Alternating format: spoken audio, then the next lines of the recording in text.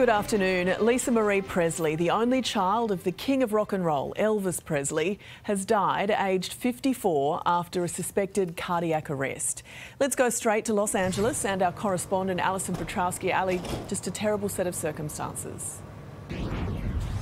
Yeah, it really is, Jane. Good afternoon to you. We are getting a clearer understanding of how the day unfolded. She was found unresponsive at her home here in Calabasas in California this morning. We understand she was discovered by her housekeeper. We are then hearing that her ex-husband, who she was living with, Danny Keogh, performed CPR on her until paramedics could get to her. She did have a pulse before she was transported here to West Hills Hospital in Los Angeles, and she was placed in an induced coma, put on life support, given a temporary pacemaker. We saw her mother Priscilla rush to be by her side at the start of the day, and unfortunately Priscilla broke the sad news to the rest of the world, releasing a statement saying, "It is with a heavy heart that I must share the devastating news that my beautiful daughter Lisa Marie has left us. She was the most passionate, strong and loving woman I have ever known. We ask for privacy as we try to deal with this profound loss." As you can imagine, Jane, a lot of reaction coming from Hollywood. From John Travolta, he has posted on Instagram saying, "Lisa, baby girl, I'm so sorry. I'll miss you, but I know I'll see you again." And he sends out his love to her daughters. Billy Corgan of Smashing Pumpkins fame, who was a dear friend of hers, said, "There is heartbreak and then there is sorrow. This would be sorrow and on more levels than I can count. Please send your prayers out for her family and children at this difficult time.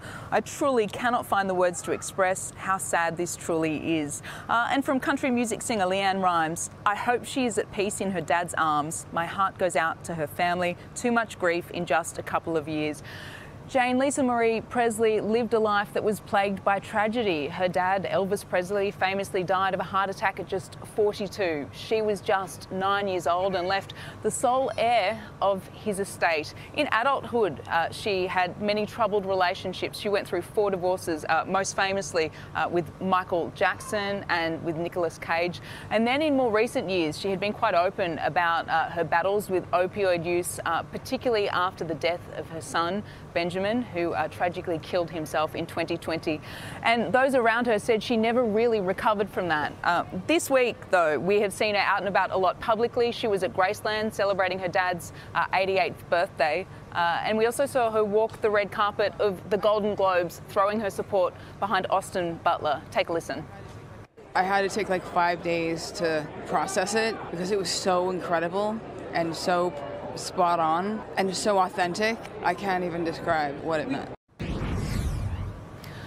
So much speculation, Jane, about what could have caused her death. Were there opioids? Were there any drug use involved? It is really not clear at this time. We may not know for many days to come, but at the moment, just tragic news that Lisa Marie Presley has died, aged 54, here in Los Angeles. Yeah, such a sad time for her family and friends. Ali, thank you.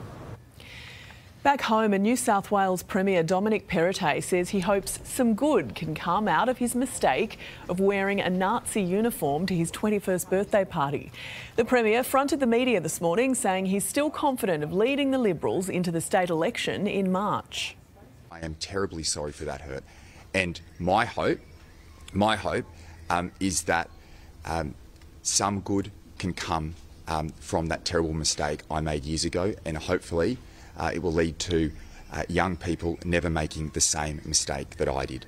I've had overwhelming support from my colleagues, but it's not about me. It's really about making sure that the communities who are hurt by the mistake that I made, and that's my focus. Mr Perrottet says he's not aware of a photograph existing of him at the party. We will get some analysis on this from our state politics reporter Liz Daniels shortly.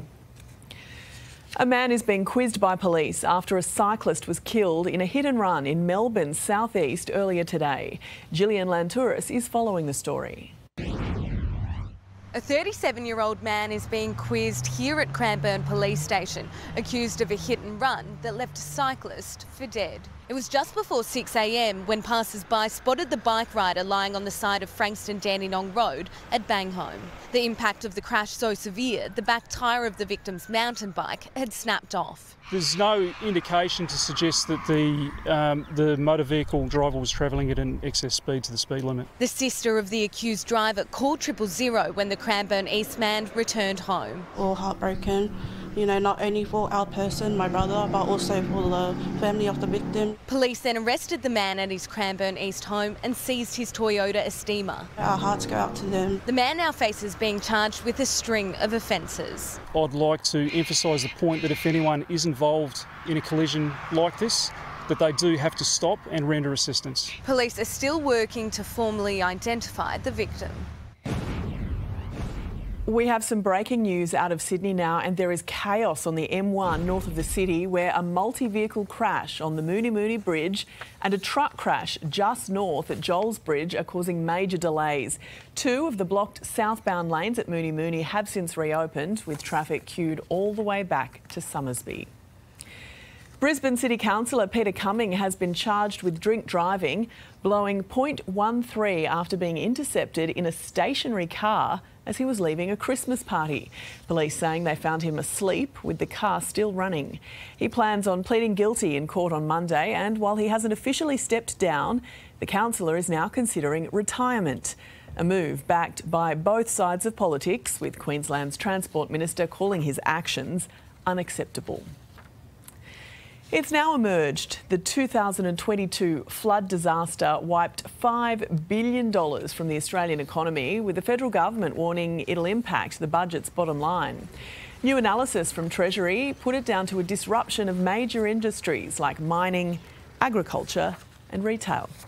There is a human cost, there's a cost to communities and businesses, there's a cost to the economy, and there's a cost to the budget as well.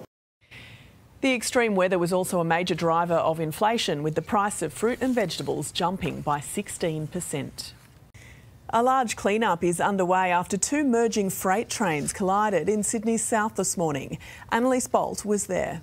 The two trains were backing into the port to load up just before 6:30 this morning when they crashed. The lines here merge, and when one failed to give way, they collided at a slow speed and derailed, the carriages jackknifing and toppling over like dominoes. 10 ended up off the track, one crashing into a neighbouring warehouse. We were here this morning and we just heard like this almighty bang and scraping, and we what the hell's that? Fortunately, both trains were empty at the time and both drivers were uninjured. They were spoken to by investigators here at the scene but didn't need to go to hospital. Port Botany says the incident is expected to disrupt rail operations. But yeah, it'll take a little while to straighten it out and get the line open again. If anyone was around, yeah, there could have been a lot worse. The ARTC now faced with the massive clean-up. They're hoping to carry it out over the weekend to get freight trains up and running by Monday. The Toyota Camry is no longer the top-selling sedan in the country. Tesla has overtaken as the new leader, a milestone for electric vehicles. Finance reporter Chris Kohler explains.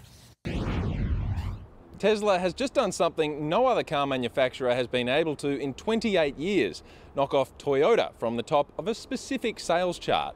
Last year, Tesla sold almost 11,000 Model 3 sedans, compared with Toyota's 9,500 Camrys.